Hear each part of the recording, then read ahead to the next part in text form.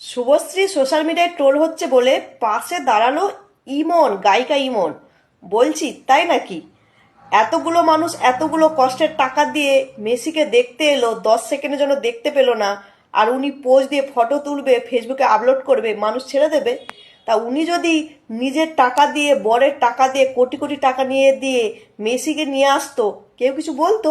তখন বাড়িতে মাংস ভাত খাওয়ালো কি পোজ দিয়ে ফটো তুললো, কারোর কিচ্ছু আসতো না। কারণ জনগণ কোটি কোটি টাকা দিয়েছে মেসিকে দেখার জন্য, 10 সেকেন্ডও দেখতে পায়নি। আর আপনি ইমন রানী, আপনি কেন দাঁড়িয়েছেন সেটা সবাই জানে। কারণ বর রাজ চক্রবর্তী আছে না, টিকিটটা পেতে হবে না? তারপরে চটি চাটা হয়ে গেছেন আপনি। এদিকে মুভির গানগুলো পেতে হবে, ওদিকে টিকিট পেতে হবে। ওই জন্য যদি এতই শখ আপনার মেয়েদের পাশে দাঁড়ানো, তাহলে অভয়ার মার পাশে গিয়ে দাঁড়াতে পারতেন। তা তো দাঁড়াননি। বা ওখানে এতগুলো মেয়ে আছে, তারা এত কষ্টের টাকা নিয়ে এসছে, তারা দেখতে পায়নি, তাদের কষ্টের কথাও আপনি ভাবতেন। ওসব নাটকবাজি বন্ধ করুন।